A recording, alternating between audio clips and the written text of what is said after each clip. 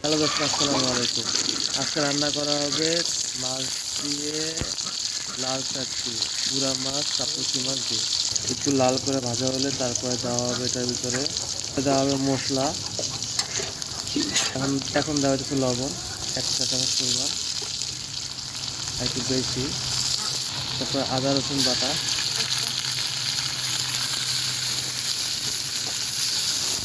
এই যে আগুন তারপরে লাগা দেওয়া হচ্ছে।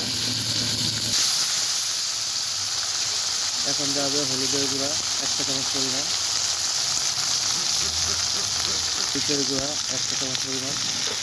ঝাল যদি একটু বেশি খান তাহলে ঝালের পরিমাণ বাড়াই দেবেন।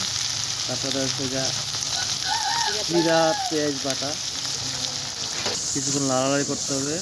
মশলাটা ভুনা হয়ে গেলে তার মধ্যে মাছ দেওয়া হবে। পানি দেওয়া হয়েছে, এই পানি দেওয়া হলো, জল করে মাছগুলো দেওয়া হয়েছে। এই যে তাপসী মাছ আর বাইলা মাছের গুঁড়া দেওয়া হয়েছে এটার ভিতরে। এই যে লাল শাক দিয়ে আর এই যে শাক মাছ দিয়ে ভুনা হবে।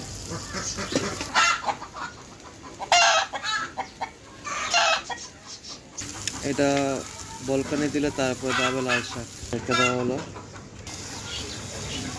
এই যে দিচ্ছে বলকানি দিচ্ছে, এখন লাল শাক দেওয়া হবে।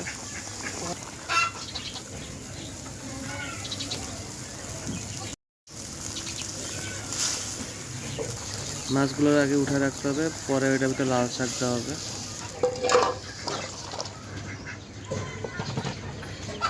লাল শাক দেওয়া হলো। লাল শাক আস্তে সিদ্ধ করা হবে প্রথমে, এই যে মাছের ঝোলে পানিতে সিদ্ধ করা হবে।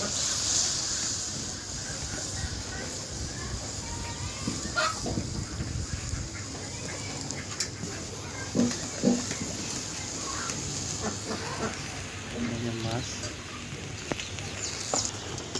এই যে লাল শাকটা হয়ে যাচ্ছে, একটু ঝোল ঝোল হবে শাকটা। এই যে মাছ দেওয়া হইতেছে,